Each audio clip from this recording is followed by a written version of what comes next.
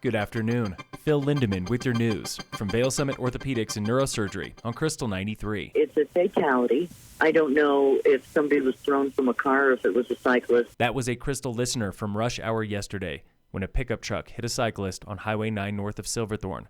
State Patrol. Unfortunately, the bicyclist, 65-year-old male from Minnesota, was declared deceased on scene. On the Krystal Facebook page, listeners say they avoid biking that stretch of road with its blind curves and speeding cars. It does not appear drugs or alcohol or speed are being considered as factors right now. Listeners are also wondering why the driver, a 25-year-old man from Dillon, has not been charged. Writes Paul, "What is this? Open season on cyclists?" As of 4 this afternoon, the DA's office has not filed charges. The investigation is ongoing. Time is ticking for A-Basin's upgraded Lenawee chair. On his blog, Al Hensroth says they are delayed by supply chain troubles. Cables and other vital parts of that new 6-person chair are still on a freighter crossing the ocean. It could be 2 to 3 weeks before towers are mounted and terminals are installed. This week, on the State of Summit. I feel like there's a lot of effort in our industry to work on global conservation, energy efficiency, renewable energy, waste reduction. But I just don't feel like we have enough of a conversation about what we can do to conserve the land. That was Jeff Grasser at Copper Mountain. He believes Copper's ski slopes are wasted potential. Many of our ski trails at Copper Mountain are kind of sparse. Yes, they've been revegetated with a couple of grasses, but if you stand in one spot, there's just not a lot of biodiversity on our ski trails. It starts with native seed collecting to build a bank of alpine plants, and it's cheap.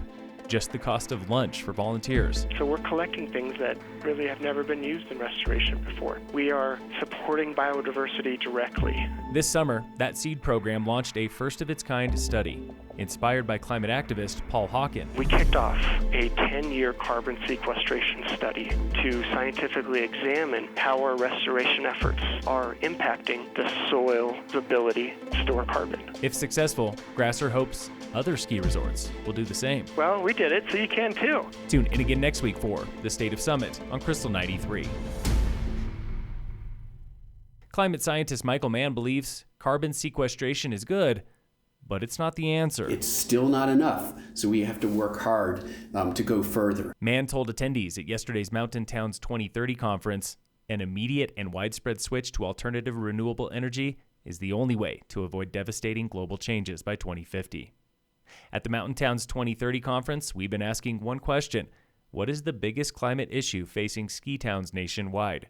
Former Park City Mayor Andy Bierman. Most mountain towns nowadays, you'll be talking about short-term rentals, or you'll be talking about event fatigue, or maybe not enough pickleball courts, those sort of things. And those distract from climate change, which seems like it's out there on the horizon, and yet it creeps up closer and closer. Lindsay Hardy with Avon Town Council. Avon's biggest challenge will be we'll have a new group of people moving to town and educating them to what we need to do.